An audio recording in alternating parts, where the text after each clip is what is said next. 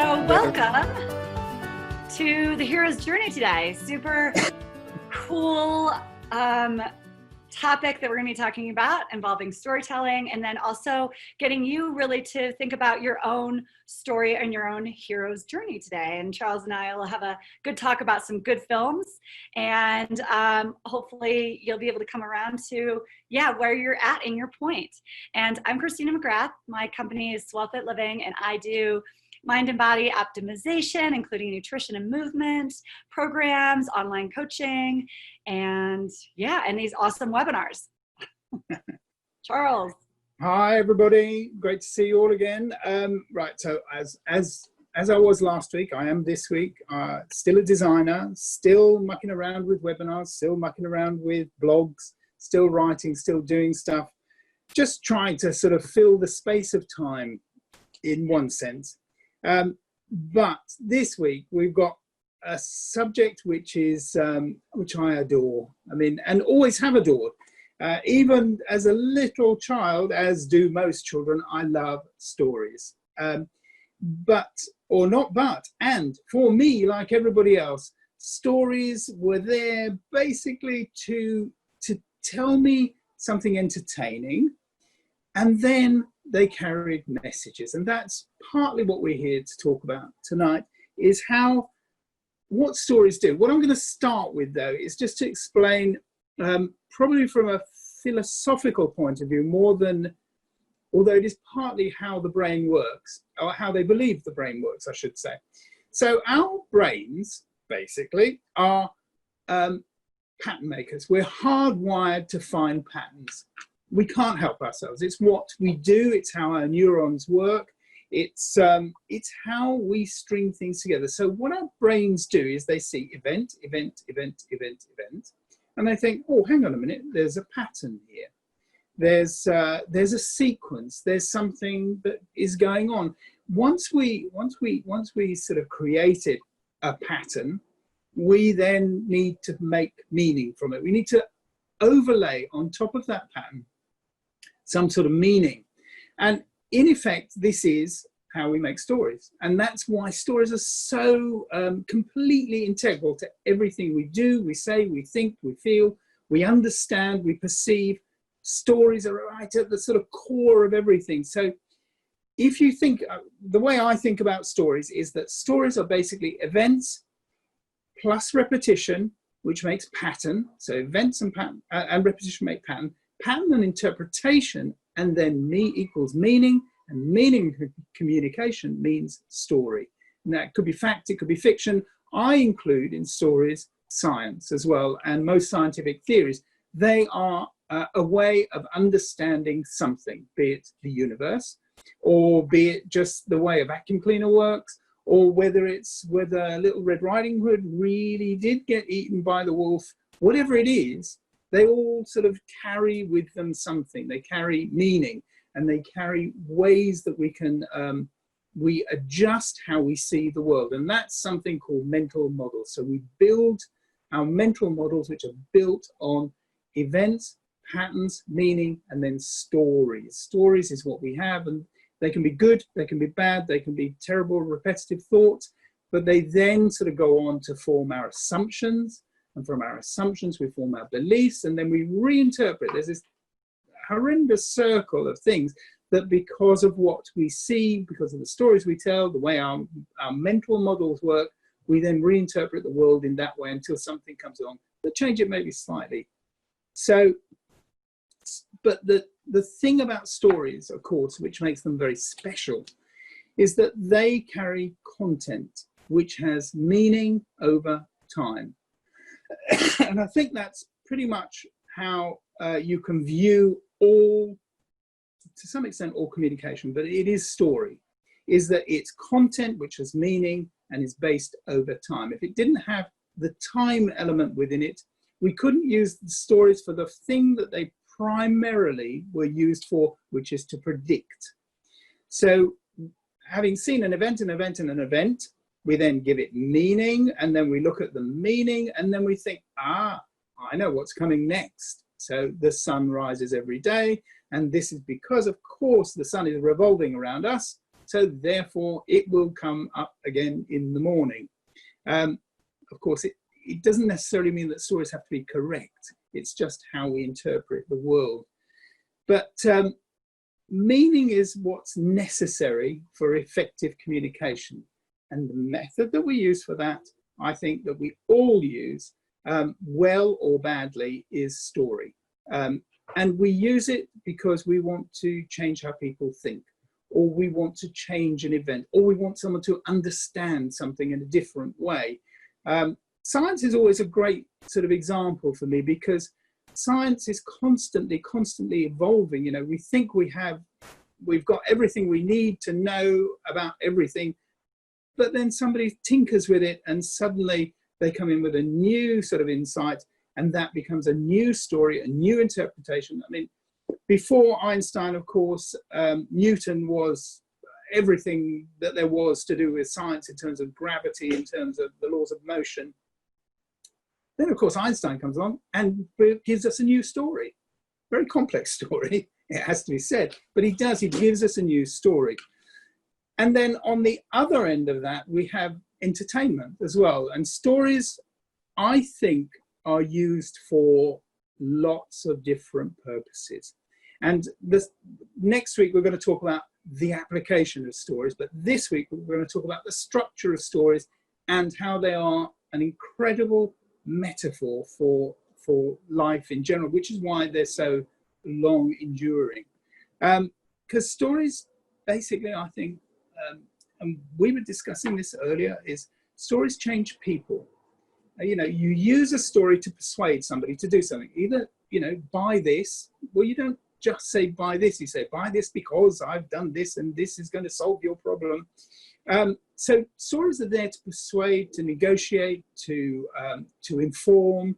And with that, they change people and they change behavior. When you change behavior, then you begin to change communities. When you begin to change communities, then you begin to change organizations.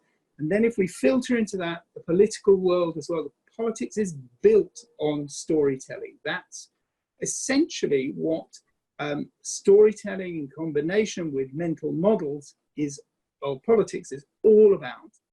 And once you begin to sort of inject sort of story into brands, politics, communication and everything, what you find is actually that you're gradually, gently changing the world. So, or at least you may not be changing the world exactly, but you're certainly changing. In fact, you're not changing the world really, although you are because you're influencing it. But what you're actually doing is you're changing your view of the world and your collective views of the world. So in terms of politics, it's very easy to see how, you know, stories win elections. Basically, if you've got a good, strong story, or now we'd call it probably a slogan or a soundbite, then that can win an election. If it hits the right note, that will win. So the other sort of undercurrent with stories, and I will always go back to fairy tales, to cartoons, to parables, to fables, to all the things that I grew up with, is that stories carry things with them. They're like little sort of couriers. So they're bringing either, I mean, and I've got a big list here to talk about things that stories carry. The first thing, of course, is life lessons. They carry lessons. They carry life-changing morality with them. We'll come to morality. They carry perhaps observations with them as well. You know, I've seen this, this, and this, which means this, this, and this. Or insight, somebody suddenly sees something afresh. And the way they communicate that is with a story, of course. Messages, just pure simple messages, you know, if one person wants to tell somebody something, they do it via maybe a tiny short story that is there in order to convey some sort of information, some sort of message. But there's still more to it, a lot more, I think. Meaning, hidden meaning, stories carry meaning. What amazes me, and you know, half an hour ago we were discussing this, is that from whatever I say to you now, or to Christina, or to anybody, whatever I say, you will get some sense of who I am. It might be wrong, of course, but he might not be wrong. But you get more than the words are saying. And there's body language, there's lots of other things included, but that's all part of story, is that stories carry it along and carry the communication, that sort of connection between us. And we're doing it now. You're no doubt sort of forming an opinion, hopefully a good one, I don't know, but we shall see. But also, I mean, stories bring knowledge. I mean, they bring knowledge big time. So, you know, when we want to know something, we usually want to know something because we want to have to use it for a purpose, and we need somehow to communicate that knowledge. And that goes for practical knowledge as well. And, you know, even we were talking also about physical knowledge as well, and physical practice as well.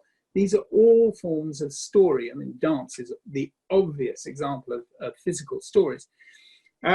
Stories are used also for teaching and instruction massively. I mean, again, teaching is a form of influencing, and instructing is a form of influencing. It might be benign, it might be very nice and very good, but it is a form of manipulating, of influencing and negotiating with people. And I think we use stronger and stronger stories depending on the severity or the need of the negotiation we're trying to do. I mean, an argument is a great example, which always gets completely out of hand, is that we will use a stronger or louder story in order to win an argument. If we weren't going to try to win the argument, then why would we bother to sort of tell anybody anything? We would just accept it. So with stories comes people, identity, personality, and then comes the sort of the dark side from underneath, which is, of course, and this is communicated so brilliantly in fairy tales, in cartoons, in parables and fables, is morality and ethics. So we have this weird thing in communities, in societies, is this collective consciousness. And the way that we preserve that is with our stories that we share. Basically, we share common values. Well, common values are basically stories that we share. So in fairy tales, in cartoons, in parables, in all of these things, particularly if you take La Fontaine, there's always the moral of the story is. Well, the same with Little Red Riding Hood. There is a moral in the story. And it carries with it, and it's a behavioral moral as well. Learn this and you will be okay. Or it carries with it ethics as well. And inside that as well, another package inside the package is, it carries with it, of course, the cultures that we share or don't share, or that want to influence us, the creativity that we have. So creativity is pretty sort of redundant if you can't tell somebody about it. And that is a new story. I also sort of have a sort of theory that I haven't really explored, which is that creativity is actually just about telling better stories or different stories, or revealing stories, stories that reveal something about the human condition. And that brings on the next really big thing, apart from controlling behavior and changing behavior, is transformation. I had a big argument with my children a few weeks ago. I think I may have mentioned it in every single webinar since, because I lost. I said that all stories were basically about transformation. And we sort of searched all kinds of stories, from films to books to everything that we've ever sort of come in contact with. And then my son found the one exception that didn't follow any transformation, and that was Waiting for Godot by Samuel Beckett, where nothing happens and nothing changes. And I thought, you got me. Tell you what. But apart from that, stories are about our collective consciousness and our ability to communicate, to motivate, and to unify people with stories. Now, Umberto Eco has got this, or wrote when he was alive, he wrote this, this short essay which basically stated that if we didn't have an enemy, we would have to invent them. So stories are not always about motivating things for good. They're sometimes also for motivating things for bad and for unifying people, because obviously we invent enemies, as you can see in the Cold War, in sort of many examples. We invent stories about outsiders, about the evil, whatever they are outside. In this case, it was the Russians or the USSR, in order to unify ourselves in a common cause. So stories have this power as well. The last bit that, or not quite the last bit, but another bit about stories, and what I think really sort of attracts us most, is this concept of magic. Stories are about magic and revelation. Oh, good stories, I should say. Or maybe darkly evil stories are all about magic, revelation, and about transformation. So I still stick with my theory, even if I was proven wrong, that stories are about, first instance, they're about how our brains actually work. We can't interpret anything unless we attach an associative story to it. And that's how we interpret things. And then eventually, apart from using them for negotiation, for influencing, for changing behavior, and for collectively gathering together culture, society, and behavior, we get magic and revelation from them. And I think those things are incredibly important. Now, magic, and I've been banned from speaking about it, but Christina said, whatever you do, don't talk about religion. But religion is a kind of magic. And, you know, it is about revelation. It is about spiritual health. So, I mean, what religion doesn't give us? A powerful story. And that's what attracts people to them. Apart from the reality, the truth, which I'm not going to get into at all. I promised I wouldn't.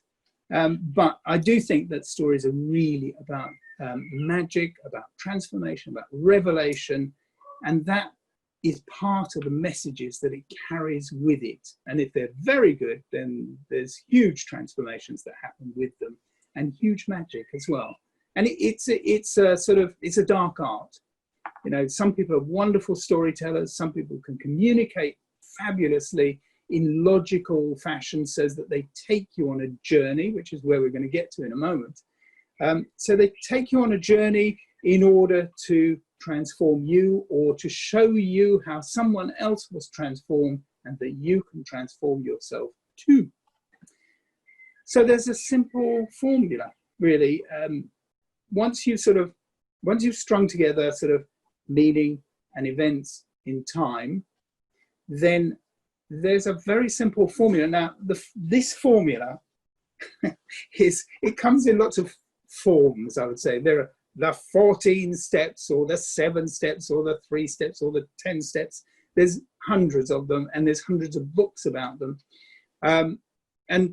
We were both listening to the Hero's 2 Journeys, which is a brilliant seminar given by 2 screenwriters who really do understand the effect that stories have and how to manipulate that effect. What interests me is that people manipulate it. So this is the simple form of the formula. And if you can keep in your mind, I mean, for me, in my mind, the film is Pinocchio. I think Christina, it was one of the Star Wars films, The Rise of Skywalker. But do you know what? I think 99.9% of all films, particularly American films, follow this formula. And here it is. You ready? I was going to say one more thing before you go on. I think the one thing about the stories is, you know, how Charles is talking about like what stories carry, is that because we relate to patterns and we always are looking for solutions to our own problems, is like, instead of saying like, hey, you should be a good person, if I tell you a story about a good person, we can relate a lot better. So I feel like that's why stories have just the power to change lives. And when we go into this simple formula, thinking about yourself as kind of the character or the hero, or perhaps a guide in somebody else's story. So I invite you, when we're talking about the simple formula, to either think about what you're going through right now, or possibly a place in your life that you've told the story or had the story, or where you are in your story.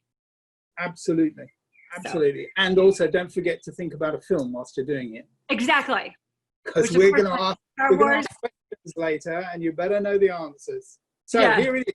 Yeah. Right, this one's in 7 steps, but believe me, we'll come to the hero's journey itself, which was Joseph Campbell's sort of breakdown of story, which is 10 or 11 steps, or however you want to sort of count it. But here it is.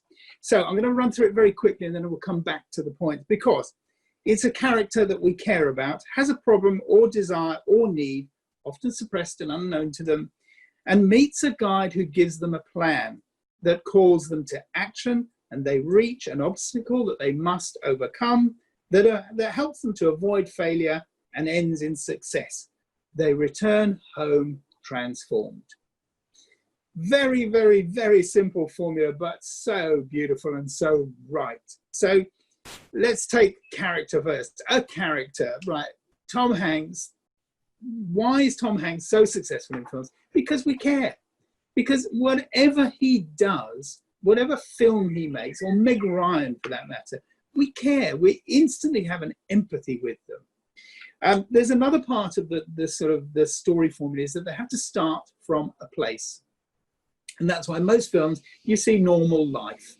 And we'll come to the actual diagram of how that all works in a moment. You have to start with normal life, and you have to return to normal life.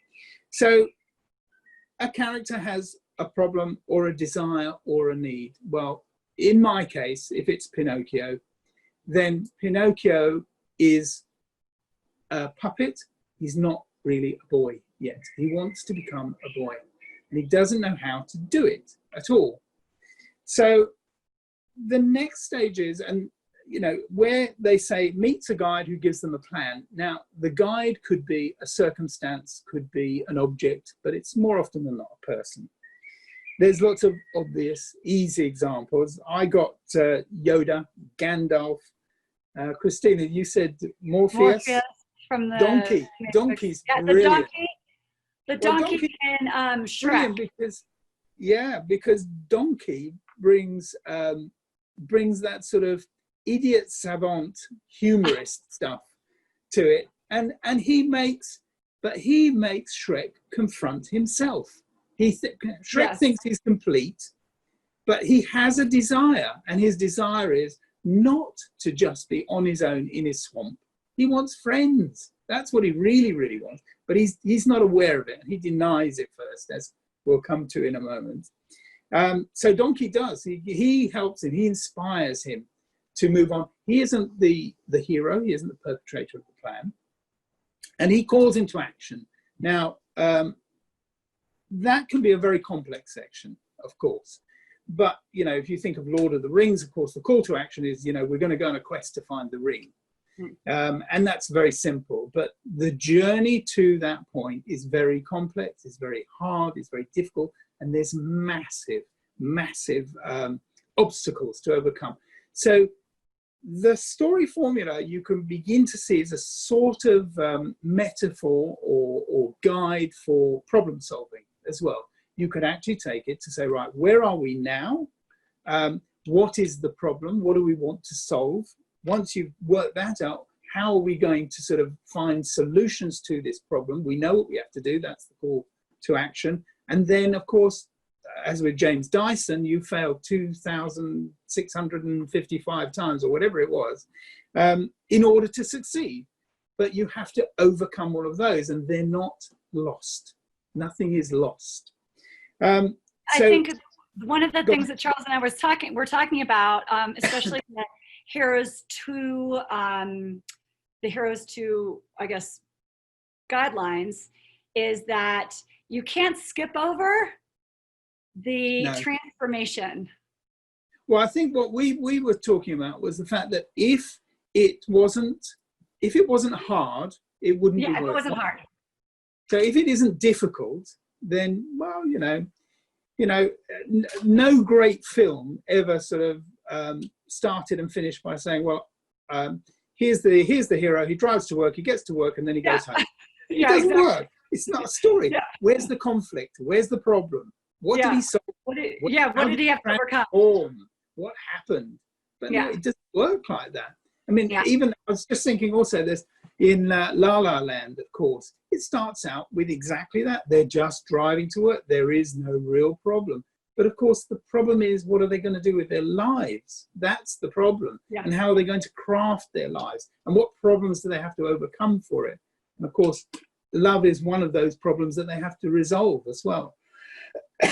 So you have to overcome an obstacle, and then you eventually sort of, you either avoid failure, which is also a method of succeeding, or it ends in success. Now, tragedy is slightly different, of course, because in tragedy, the hero does not succeed. And that's the difference. So there are sort of nuances on the story pattern, because tragedy is slightly different in that the hero attempts to overcome insurmountable problems and then fails, but others are transformed as a result. I mean, you only have to look at any Shakespeare play to see that not only, for instance, Romeo and Juliet, which is the best example ever, of course, is that because of their death and their suffering, the whole community is united and transformed as a result. It's not them that wins, they die. And they die because of a stupid mistake, a tragedy, but they did have to overcome many obstacles in order to get there, and they proved that there was true love. I think that the thing is that I think we need to sort of start moving on to Joseph Campbell's sort of hero's journey, which is the main sort of meat and potatoes of this talk. But there's one little caveat to go to first, which is there are two journeys. It's not one journey. Very important to understand this. And if you're ever going to watch a film again, bear this in mind. There are two journeys. Every hero goes on two journeys. One is the objective, the outer story. This is the material thing. This is everything that we can see. This is the events of the story. And the other story, that's the outer story. And the other story is the inner story, the subjective story. How does he transform? And a film that fails is one where nobody changes. That's where a film really fails. I mean, they fail for lots of other reasons too, but bad acting. But, you know, if you take, for instance, The Wizard of Oz, probably the worst acted movie of all time. It's just appalling, but what a great story. You know, and everybody had within themselves all the things that they needed to succeed in the end, but they didn't realize they had it. So they had to go through the journey, the Yellow Brick Road, in order to eventually kill the Wicked Witch of the West, and then to find out, well, there's no place like home. Oh, yes, I really do have a heart. And yes, I am intelligent, really. So everybody had the qualities that they first needed when they started, and yet they went through this amazing arc, very badly acted, I have to say. It looks like a piece of vaudeville. And then they are transformed. They are transformed and they go back home. That's the important part, is they do go back home, because if you don't take it back to normality, then you might as well sort of still live in fantasy land. So, the hero's journey. Ready, Christina? Yeah, let's go. So this formula really is, it's a formula for every life situation, I think. I think that's where Christina comes at it from. And it's a perfect metaphor for any obstacle, for any problem solving, and sort of almost a method of solving it. I'm gonna put a slide up, which is the hero's journey. Yeah. Put the slide up, and then we can start to talk about each point. Let me just get the hero's journey. Where are you? Just a minute. Oh, there it is. Right. So this is just a quick condensed version of the hero's journey. So everybody starts in the ordinary world, in their normal world. And if you think of The Hobbit or you think of Lord of the Rings, they get a call to adventure. Most of us do refuse that call and avoid it and try to get out of it. And then we meet a mentor who then sort of shows us the way, I think, and begins to give us a plan. So I've got an example. First, Yeah. with the refusal of the call, I feel like that's in every Star Wars movie. There's always somebody that's always like, they're like, you have to save the world. And they're like, no, I'm not into it today. Not my I don't problem. want to do that. It's not my problem. And then there's this tipping point where they're like, well, now I gotta, now it's personal, and now I actually have to follow that call. Right. And the other thing with the refusal of the call, it's usually they're like, well, I'll do everything else, but just not this one thing. If you ask me to do this one thing, I can't do it, but I can do literally everything else in the world. And that is the one thing that they must do. And that is the one thing that they have to do. They have to leave. Every hero usually has to leave to some magical world in order to do some training. And that's where the real story starts and the transformation begins. I'll tell you a very brief, it's not really a metaphor, it's actually reality, is that I sort of always had the feeling, I really ought to do webinars and stuff, but, I can't be asked to get onto video and to do it, and I don't know, I don't like it, I don't want to. And then, so I had the call to action, and I completely and utterly was avoiding it. Then Christina came along and said, hey, look, why don't we just do a webinar? And for some reason, without me knowing why, out of my mouth came, yeah, let's just do it. And then suddenly I'm doing it. So you need a mentor. Christina, in this case, was my mentor and has encouraged me to do it. And I thoroughly enjoyed doing them, I must say. I mean, they're great fun. But so you've met your mentor, whoever that may be. And that mentor then takes you to this point called crossing the threshold. Now, the sort of the metaphor of all of this is that now you begin to descend from the ordinary world into the special world. And I'm not trying to say that these webinars are the special world, but that would be nice to think. But you do then begin to descend into the underworld. This is where other things happen.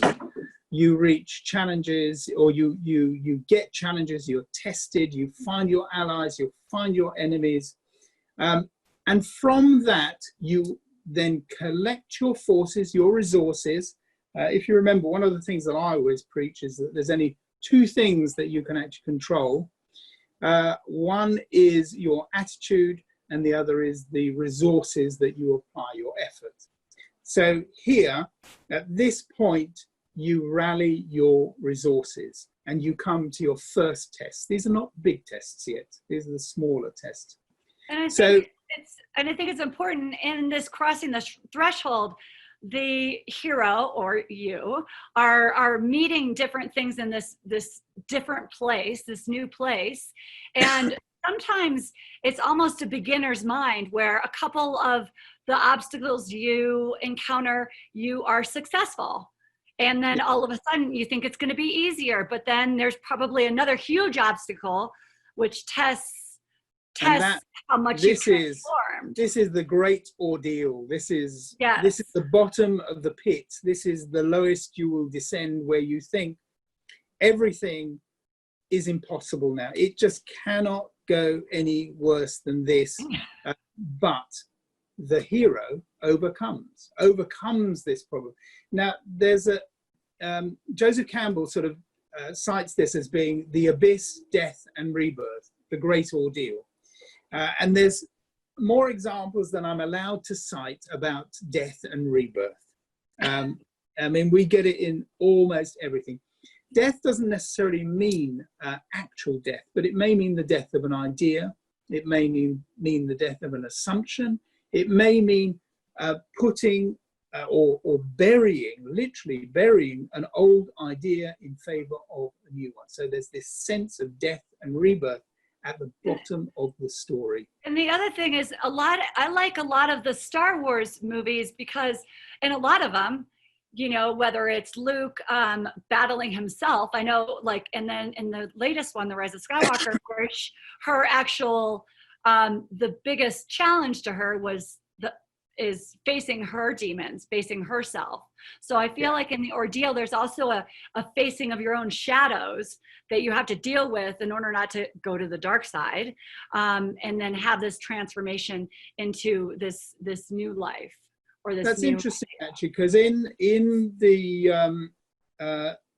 Rise of Skywalker, what Rey, I think the lead actor's name, the lead character is, what she has to face is that moment where she thinks, maybe I will go to the dark side, and it's very, very obvious. I think the thing that my criticism would be of the Rise of Skywalker is that it's been crafted by story specialists, and it's beautifully done. I mean, every single step is exactly this cycle precisely. They start in the ordinary world, they come around, they refuse the call at first. Why should I change my life? I've got a great life here. They cross the threshold. In fact, they actually descend. In the film, they go through that sand that sinks them to the underworld. They actually do descend, and that's why I think that they are professional, brilliant story writers. Well, that's why really it's this is perfect to go over it with the hero's journey, because it is. and then of course they see the monster down underneath the world, and then of course they have she has to meet particularly I can't remember his name, the Sith Lord. Kylo Ren. Oh, right. Well, I would not have remembered that, as you can see. So once this is the point of revelation, this is also the point of no return, a very key moment in any movie, the point at which the value of going back is greater, or the sort of the onus of going back is greater than the bonus of going forward. So they have to go forward. It's inexorable now. Now you've overcome the very, very worst part. And, you know, I really do think you can use this as a metaphor for anything that you're trying to overcome in your own lives, is that you have to actually sort of transcend and go through the really nasty dark bits. Otherwise, you don't progress. The same with creative blocks, the same with writing anything. If you don't go through the dark stuff, you can't get to the good stuff. And some of it is obviously by contrast. The other thing, though, we talked about this, is like, if it was easy, if there was no tests or challenges or anything, I mean, it's not really that much of a transformation. Yes, absolutely. Like, obviously, it's like, well, it has to be worthwhile. It has to be worthwhile. Like, and, so I think changes in your own one life. Of the other things that we were talking about was the book The Alchemist by Australia, which is pure sort of story theory.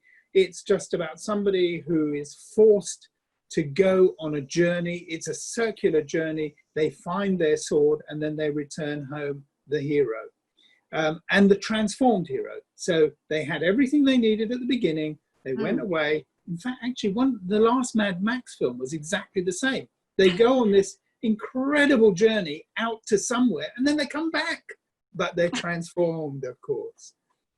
And I can't quite relate it. I'm trying to work out how to relate it to Casablanca or something like that, because that doesn't quite work. But Lawrence of Arabia, brilliant. That works. That is about the transformation of a human being and the transformation of a nation as well. So then once you've gone through the dark abyss, then you've gone through death and rebirth, and you can see how this relates to religion. I know I'm not allowed to talk about it, but I've just mentioned it. And then you seize the treasure. This is the moment of the thing that you thought you needed, you find. And I suppose that the interesting thing would be in Indiana Jones and the Holy Grail, of course, he is then on the final test, which is the Holy Grail, which is the right one.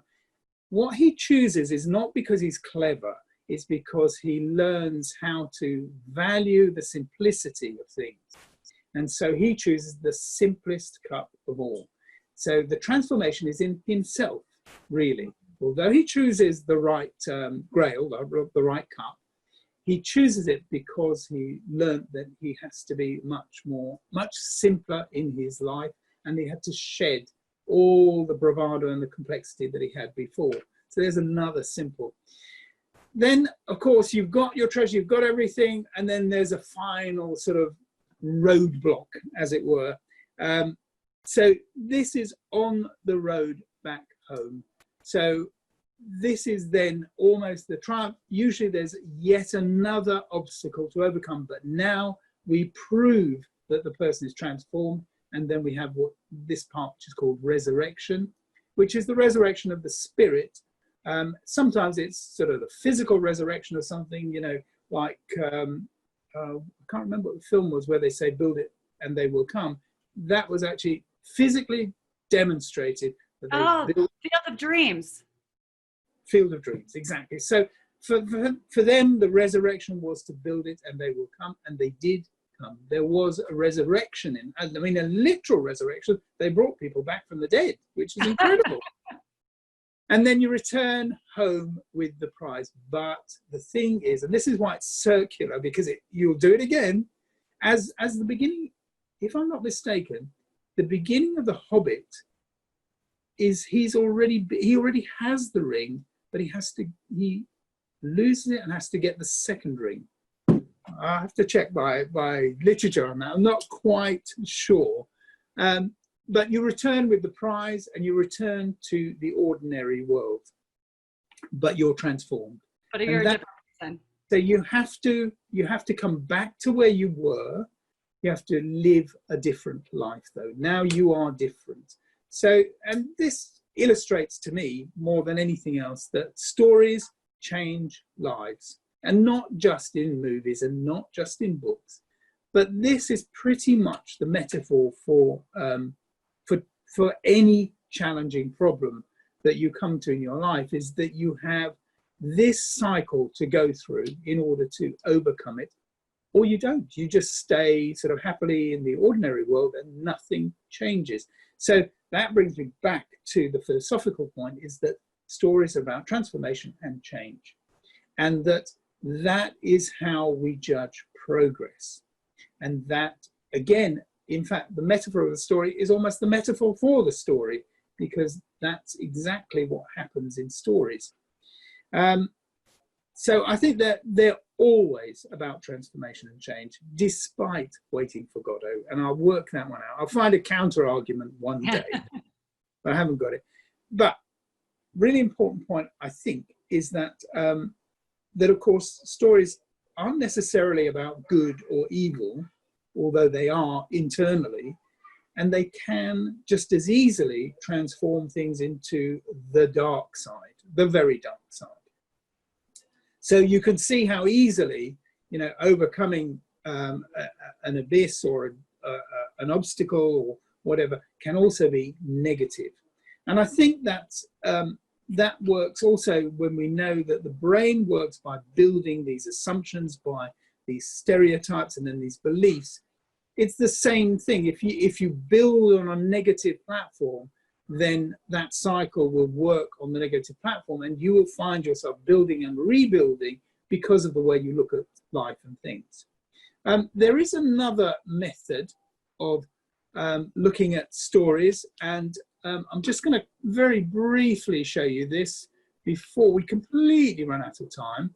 And this is based more on sort of speeches, talks. This is from Nancy Duarte, who has analysed many speeches, but particularly Martin Luther King's speech. Now, she basically says that stories are a constant battle between what is and what could be. And she's mapped Martin Luther's speech, the I Have a Dream speech, into this. But they start with what is, that is normal, ordinary life. And then they say, this is what could be. And then we come back down, and then we go back up again. So in a sense, all of these are, you know, what must we overcome? What must we do? And how good could it be? But it isn't that way yet, and it will be. So it's the same. You could see this as a cycle. She sees it slightly different, more linear.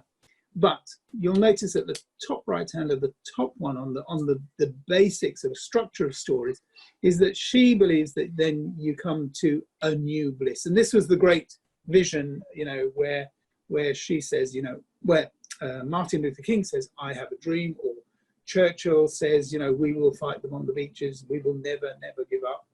So I think that's also a really interesting way. I think the two things work perfectly together. One happens to be circular, which sort of makes a little bit more sense to me. This is an analysis. And she's done it by analysing all the words. I think the other thing to think about too, and this is with the hero's journey, is that the call to action or the hero's plan, it's usually about one big thing, a vision. It's always about something bigger than themselves. They have to overcome some sort of ego. So it's always about a bigger purpose or bigger vision. And that's what Charles and I have been talking about with, you know, pretty much all of our webinars is flow. You know, what's your one big thing? What's your deliberate practice? How are you going to reach your goals? But it's always about having a bigger purpose than yourself. And I feel like when you're thinking about your own hero's journey, it's what is that community? What is that purpose? What is that drive that's going to actually allow you to transform and become maybe more or a bigger version of yourself, knowing that you have all the tools.